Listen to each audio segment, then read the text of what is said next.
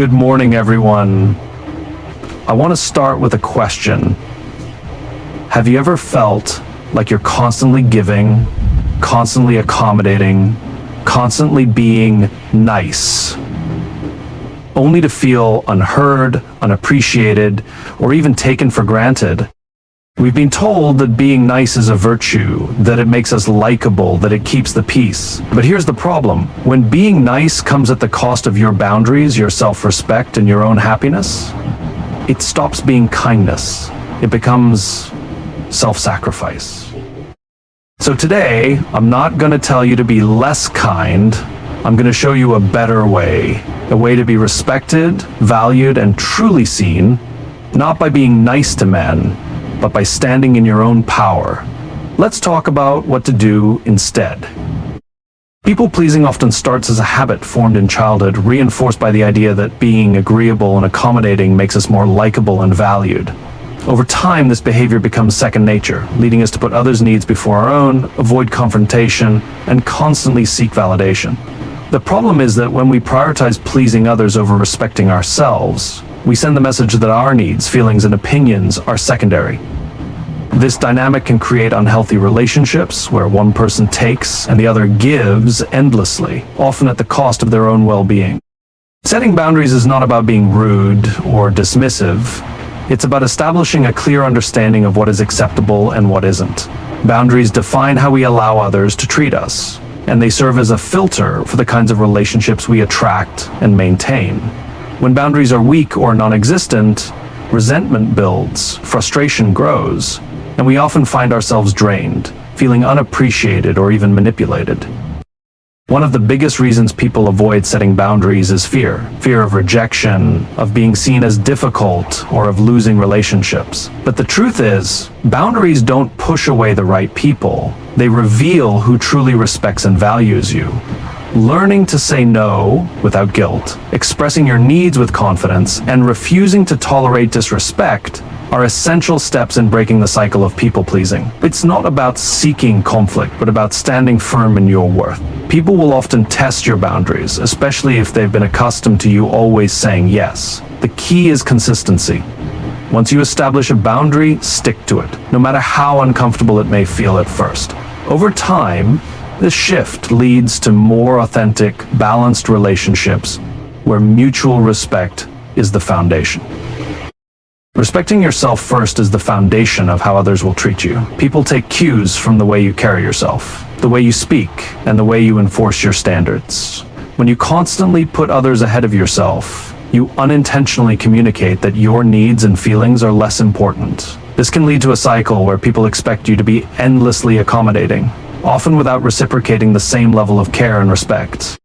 Self-respect starts with recognizing your own value and refusing to compromise it for the sake of approval. It means making decisions based on what aligns with your values, not what pleases others. When you respect yourself, you stop tolerating half-hearted effort, dismissive behavior, and people who only show up when it's convenient for them. Instead, you start surrounding yourself with individuals who uplift, appreciate, and respect you in return. Many people fear that prioritizing themselves will come across as selfish, but there is a clear difference between self-respect and self-centeredness. Respecting yourself doesn't mean disregarding others. It means making sure you are not disregarded in the process. It's about setting the standard for how you deserve to be treated and not accepting less just to keep the peace or avoid discomfort. The moment you start standing firm in your self-worth, something shifts. You no longer chase validation because you already know your own value. You no longer over-explain yourself because you trust your own decisions. People who only benefited from your self-sacrifice might resist this change, but those who truly respect you will recognize and appreciate your strength. Respecting yourself first is not an option, it's a necessity if you want to build relationships that are rooted in genuine appreciation and mutual care. Being nice and being kind are not the same thing, yet many people confuse the two. Niceness is often rooted in a desire to be liked, to avoid conflict, or to gain approval. It is passive, agreeable, and focused on pleasing others, even at the expense of personal values and well-being. Kindness, on the other hand, is an active choice that comes from a place of strength, not fear. It is rooted in integrity, respect, and a genuine concern for others, without compromising oneself in the process. When people prioritize being nice, they tend to suppress their true feelings, tolerate mistreatment, and allow others to overstep their boundaries. They smile when they don't mean it, say yes when they want to say no, and avoid difficult conversations to keep the peace. But real kindness isn't about avoiding discomfort. It's about honesty, clarity, and doing what's not the easy or popular choice. Kindness allows for difficult conversations, holds people accountable, and refuses to enable toxic behavior. Choosing integrity over approval means standing by your values even when it makes others uncomfortable. It means being honest instead of agreeable, setting boundaries instead of being endlessly accommodating, and treating people with fairness rather than excessive tolerance. This shift doesn't mean becoming cold or unapproachable. It means leading with self-respect and expecting the same in return. The world doesn't need more people who are nice at their own expense. It needs people who are kind, strong, and unwavering in their sense of self. When you operate from this mindset, you gain respect, build healthier relationships, and cultivate a sense of inner peace that being nice will never provide.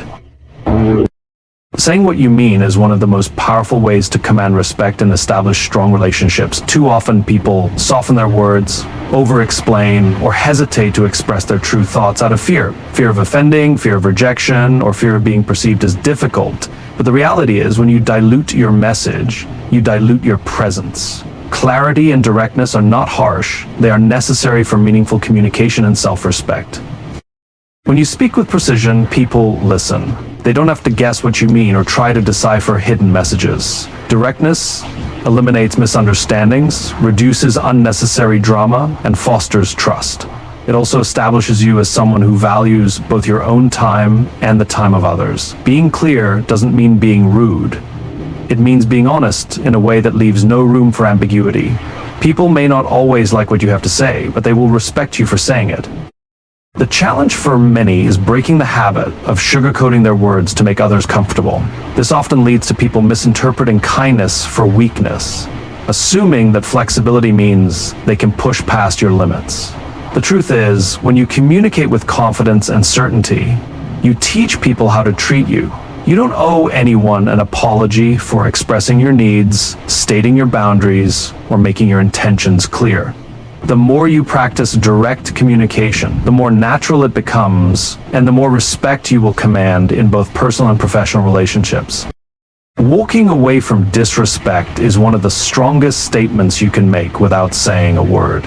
Too often people tolerate being disrespected because they don't want to seem rude, overly sensitive, or confrontational. They make excuses for others, convince themselves it's not a big deal, or believe that if they're just patient enough, the person will change.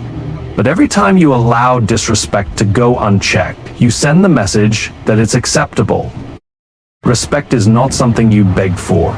It's something you command by the way you respond to mistreatment. When someone speaks to you condescendingly, dismisses your feelings, or crosses your boundaries, they are testing what you will tolerate. Engaging in arguments or trying to prove your worth to them only reinforces the dynamic that their validation matters. Instead, the most powerful move is to disengage entirely. Silence, distance, and removal of access communicate more than words ever could.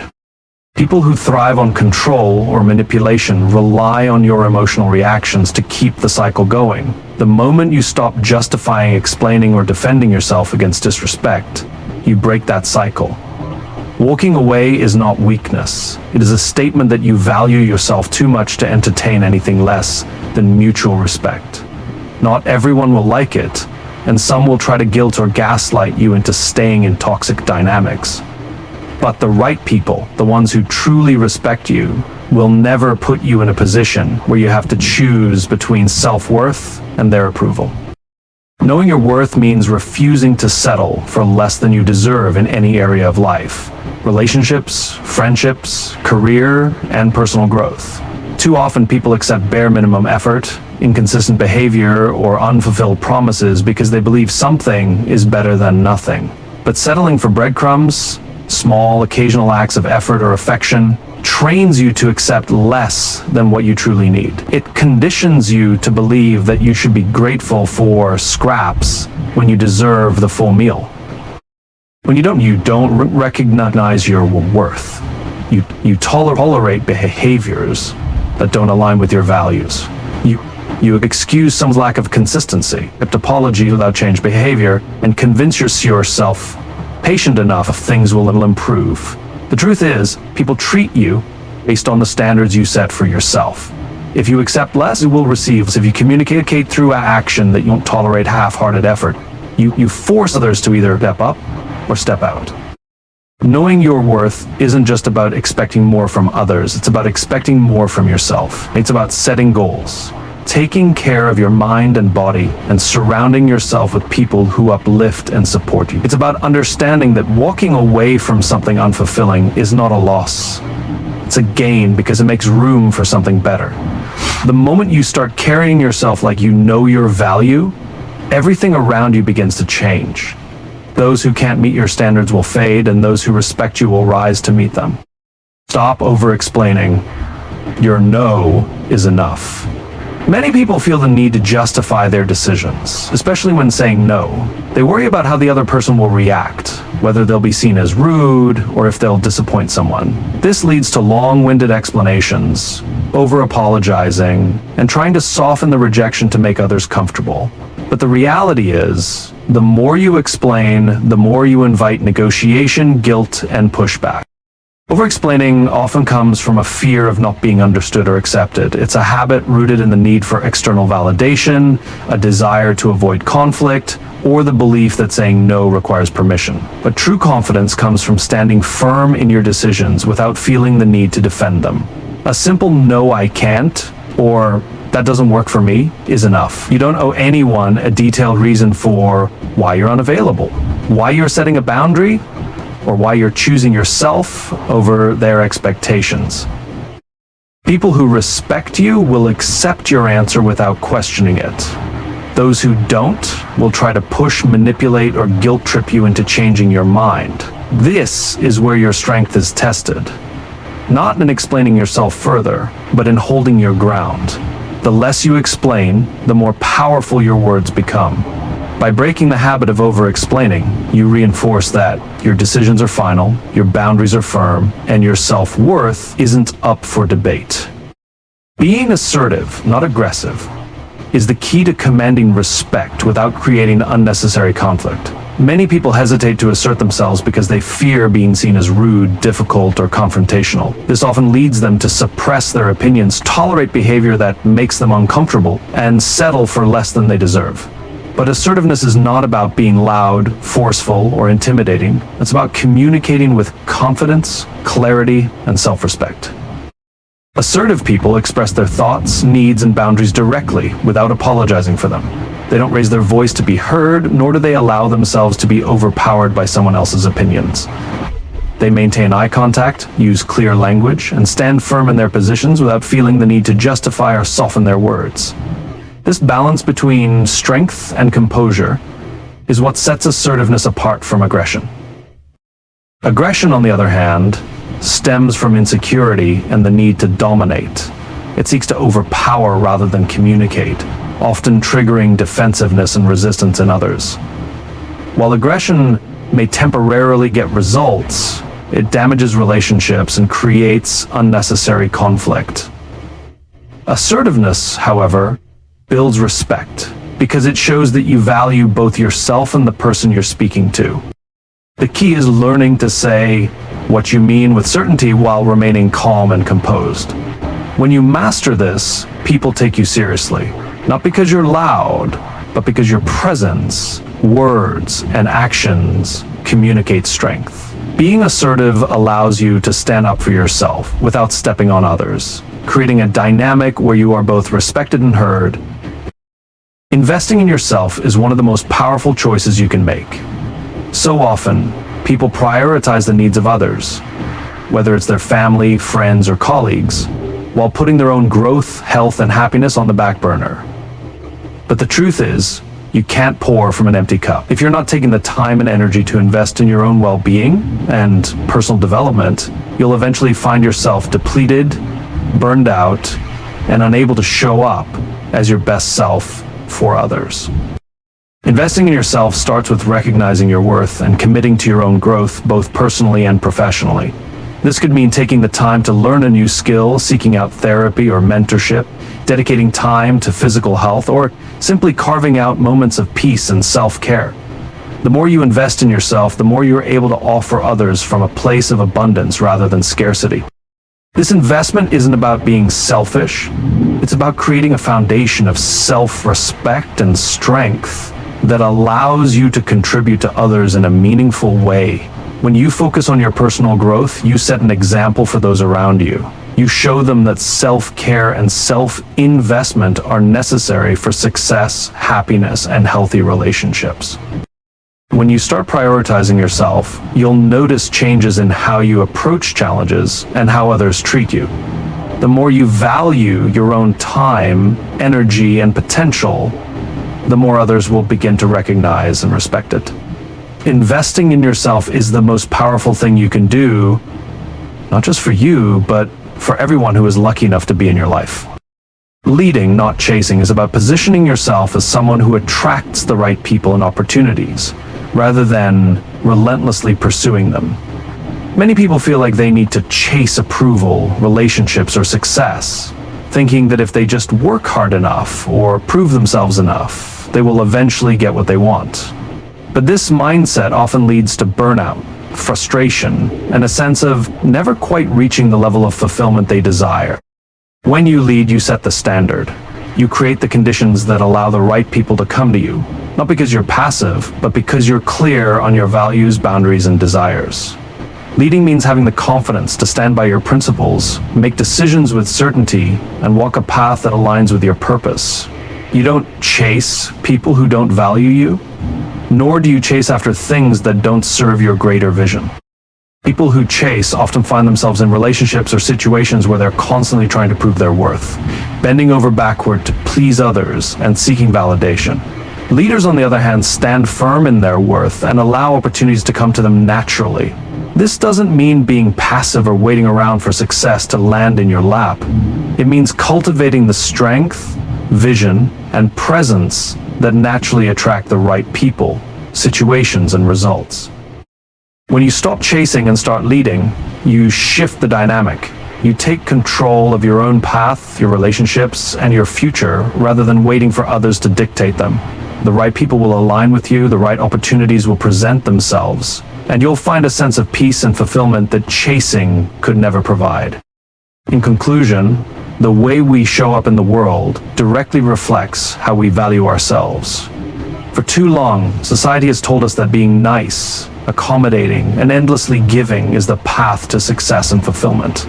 But what we've learned today is that true strength and respect come from standing firm in our boundaries, knowing our worth, and leading with authenticity. It's not about being less kind. It's about being kinder to yourself first, setting clear standards, and expecting the same from others. When you stop chasing approval, over-explaining, and settling for less, you unlock a power within you that commands respect, cultivates healthy relationships, and creates a life that is aligned with your true self. The journey to living this truth may not always be easy, but it is always worth it. By investing in yourself, being assertive, and leading from a place of confidence and clarity, you create a life that isn't just about surviving, but about thriving. It's time to stop being nice to others at the expense of your own well-being. It's time to embrace the strength, respect, and power that come from choosing yourself first. When you do, you will attract the right people and opportunities, and you will become the leader of your own life.